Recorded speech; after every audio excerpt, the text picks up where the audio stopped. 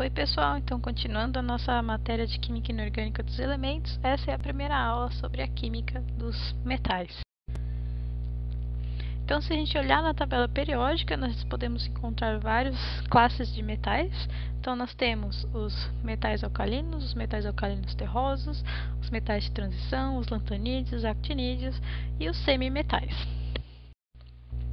Todos eles têm características em comum, como por exemplo, eles são muito brilhantes, eles são maleáveis e dúcteis, eles são bons condutores de eletricidade e eles são capazes de formar ligas.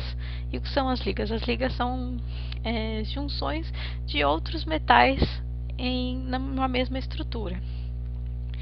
Então, para a gente conseguir explicar todas essas características, a gente precisava lançar de uma nova teoria que explicasse as ligações químicas existentes em um metal. Então, surgiram três teorias de ligação. A primeira dela foi a teoria do elétron livre, em que ela dizia que os metais contêm elétrons livres, formando algo como um gás elétrico ao redor dos átomos de metal. Isso seria similar ao que nós conhecemos como mar de elétrons. A segunda teoria, a teoria de deslocalização, em que ela traz da química orgânica o conceito de aromaticidade de compostos orgânicos e ela coloca a aromaticidade como possível em clusters metálicos, falando como se a gente tivesse uma deslocalização extrema representando então uma única molécula, da mesma forma como a gente consegue representar, por exemplo, o benzeno e a sua deslocalização de elétrons ao redor do benzeno. E a terceira teoria é a teoria de bandas, em que a gente tem orbitais atômicos, eles vão se unindo e eles vão também se estendendo ao longo da molécula, formando o que nós chamamos de orbitais moleculares. Então vamos ver mais a fundo o que seria cada uma dessas teorias. Então a primeira teoria, que é a teoria do elétron livre, ela dizia que a gente tinha íons metálicos rodeados de um gás de elétrons, ou seja, os elétrons estavam livres ao redor desses íons metálicos. Isso surgiu para explicar a maior característica dos metais, que é a sua elevada condutividade elétrica. Entretanto, ela teve alguns problemas, como por exemplo, por que os elétrons não se ligam novamente aos átomos de metal, né? Já que a gente tinha cátions. Então, a gente teve que surgir com outras teorias para a gente conseguir explicar por que o metal apresenta uma elevada condutividade elétrica. Então, a segunda teoria, que é a teoria de deslocalização, ela traz, como eu falei para vocês, a aromaticidade dos hidrocarbonetos e ela estende esse conceito de aromaticidade para os metais. Então, aqui nessa teoria, estou mostrando para vocês, esse é um artigo que saiu na Science em 2001, em que foram calculados como que era a aromaticidade de um cluster que tinha 4 átomos de alumínio com carga 2-. E eles perceberam que esse cluster com 4 átomos de alumínio, ele apresentava 2 elétrons π deslocalizados que satisfaziam a contagem de elétrons do tipo 4n mais 2. E essa é uma das características de compostos aromáticos. Então, eles explicavam a alta deslocalização dessa nuvem eletrônica e acabavam, então, conseguindo explicar como que os metais fazem essa elevada condutividade elétrica. A terceira teoria, que é a mais utilizada e mais amplamente aceita, é a teoria de bandas, em que ela diz que os átomos isolados vão juntando os seus orbitais atômicos para conseguir formar orbitais moleculares. E esses orbitais moleculares, à medida que a gente tem mais orbitais atômicos interagindo, a gente vai ter mais orbitais moleculares sendo formados. À medida que a gente vai aumentando essa quantidade de orbitais moleculares, a gente vai diminuindo a distância entre esses orbitais, até que no momento que a gente tenha infinitos átomos, nós teremos a formação de bandas. E uma banda terá um caráter ligante e a outra banda terá caráter antiligante. Então imaginem, para que vocês consigam visualizar melhor essa junção de orbitais atômicos, imagine que a gente tenha 2 átomos. um átomo 1 e o átomo 2. E cada um desses tenha um orbital atômico sendo interagindo entre si. Então, nós temos dois orbitais atômicos formando dois orbitais moleculares. Como vocês podem ver, no meio entre o A1 e o A2, nós temos dois orbitais, um abaixo e outro acima do A1 e do A2. O orbital que está abaixo dessa linha do A1 e do A2 é chamado de orbital molecular ligante, e o orbital que está acima é o orbital molecular antiligante.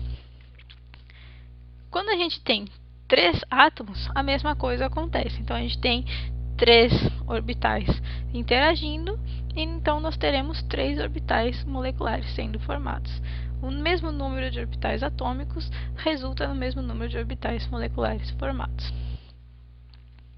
Quando nós temos 4 orbitais, essa mesma regra é válida, e a gente então consegue formar mais orbitais moleculares na nossa teoria de bandas.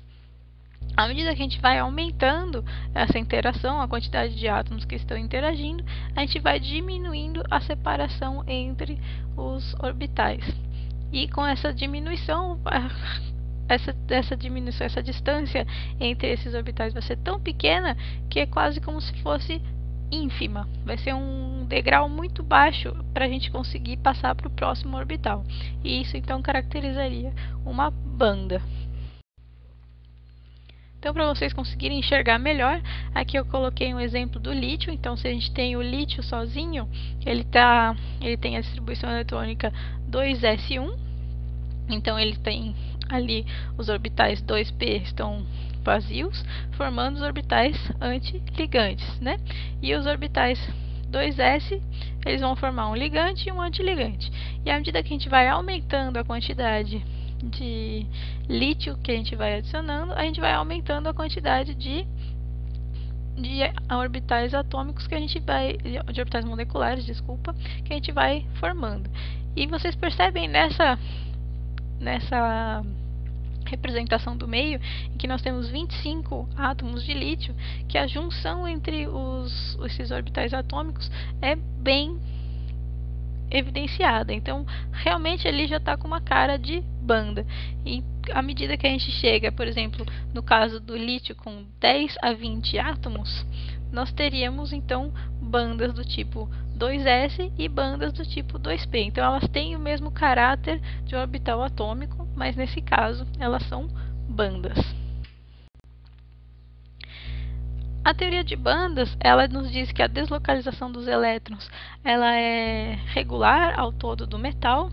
Ela nos explica por que a ligação é não direcional. Então, a gente consegue fazer um átomo de metal conseguir interagir com vários outros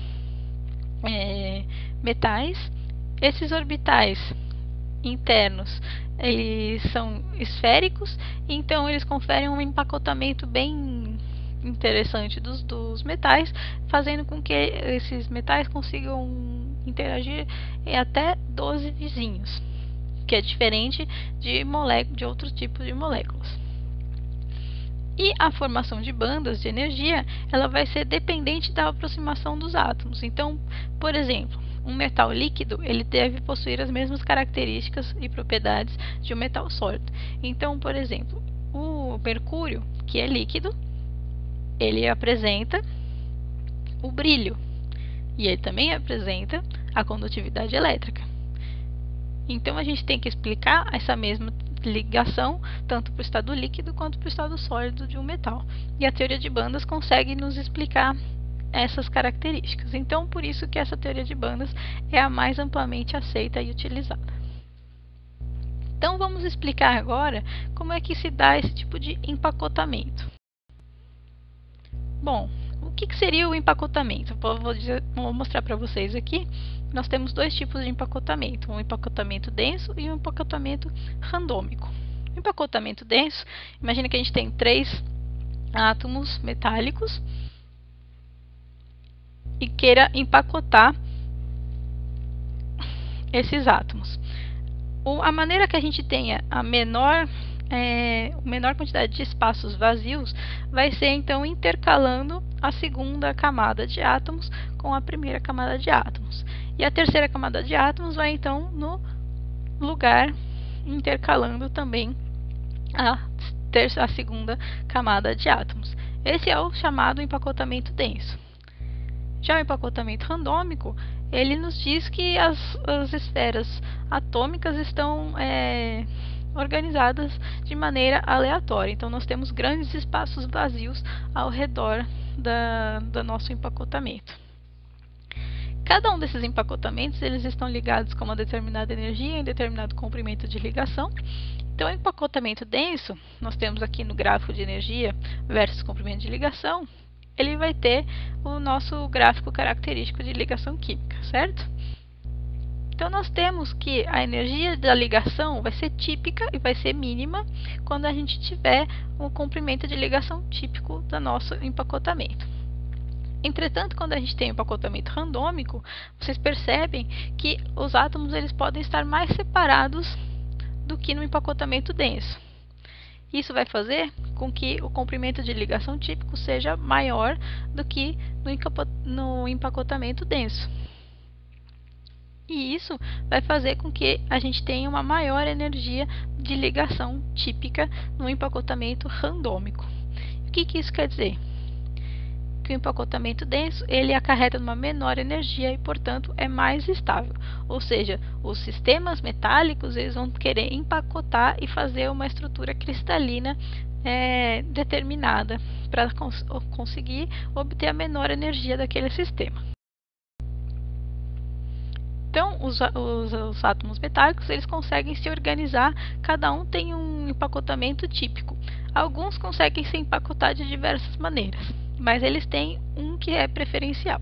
Então, por exemplo, os metais alcalinos, eles possuem um empacotamento que a gente chama de cúbico de corpo centrado, enquanto os metais alcalinos terrosos, eles conseguem, o berílio e o magnésio, eles empacotam hexagonal compacto, enquanto cálcio e estrôncio, eles empacotam cúbico compacto.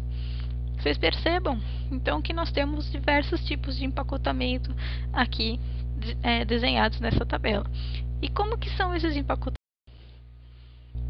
Então, vamos olhar as células unitárias. A célula unitária é o menor pedaço que a gente pode tirar de uma rede cristalina. Então, a célula unitária primitiva é um cubo com cada átomo em sua aresta.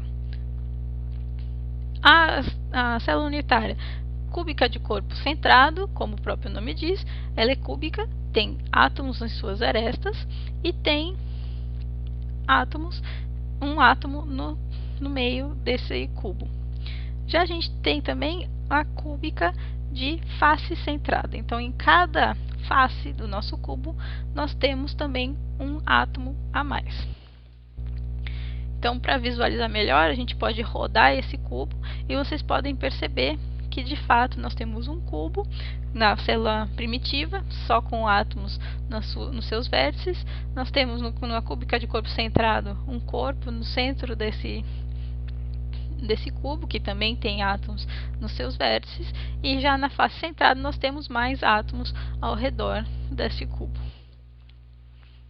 É óbvio que os átomos eles não vão estar tão separados assim do jeito que está representado aí. Então, na verdade, a célula unitária ela vai ser representada dessa maneira. Então, os átomos eles estão se tocando na horizontal, enquanto na diagonal eles não conseguem se tocar.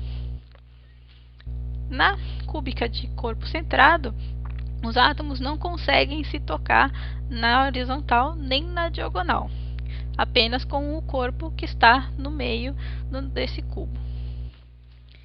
E o cúbico de face centrada, todos os átomos estão se tocando, menos os que estão na vertical e na horizontal. Tudo bem? Então, sabendo que a gente consegue empacotar de diversas formas, nós temos os empacotamentos que a gente chama de hexagonal compacto e cúbico compacto. Esses empacotamentos são os dois mais conhecidos para os metais. Então, O hexagonal de empacotamento compacto, ele nos diz que nós podemos ter 3 camadas. A primeira camada nós vamos chamar de A, em que os átomos estão organizados de uma determinada maneira. A camada acima do A vai ser um hexágono que caiba exatamente acima do A. Esse hexágono, ele vai completar as vacâncias que nós temos, né, na primeira camada A. E a terceira camada vem exatamente igual à primeira camada, então ela se chama também camada A, como vocês podem ver nessa representação. Então nós temos um empacotamento do tipo ABA. Já o cúbico de empacotamento compacto, nós temos a inversão da terceira camada. Então nós temos a primeira camada, a camada A, a segunda camada também é um hexágono que vai se colocar no meio dessas vacâncias, e a terceira camada é como se fosse a camada A, só que invertida. Então a gente tem um empacotamento tipo ABC. Então, para vocês conseguirem visualizar de onde que vem esses nomes, então o hexagonal compacto, imagine que a gente tem ABA. Então, o A é o hexágono, o B é um triângulo e o A é outro hexágono. Quando a gente coloca tudo isso como um sanduíche, vocês percebem que forma um hexágono, certo? Então, nós temos um empacotamento compacto do tipo hexagonal. Já a cúbica é um pouco mais difícil da gente conseguir visualizar. Ela é do tipo ABC, certo? Então, o que a gente pode fazer? Verifiquem nessa figura que tem o fundo preto, nós temos um átomo da camada A, que está em amarelo, os átomos roxos são da camada B, os átomos rosas são da camada C. E os átomos amarelos, novamente embaixo, são da camada A. Então, a gente foi empacotando dessa maneira, A, B, C, A. Se vocês observarem direitinho, aqui o que está mais em evidência, nós temos um cubo sendo formado. Então, daí que vem o nome de cúbico compacto. Esses empacotamentos, eles vão nos explicar algumas das características dos metais, como, por exemplo, a maleabilidade dos metais. Então, tem alguns empacotamentos que são mais maleáveis do que outros, e isso vai explicar por que alguns metais, como, por exemplo, ouro e cobre, são muito mais maleáveis do que o ferro ou o zinco. E também vai explicar como que esses metais formam ligas. Então, a gente vai ver em outro vídeo que os metais conseguem formar ligas, e eles fazem ligas preferencialmente com metais que tenham o mesmo tipo de empacotamento.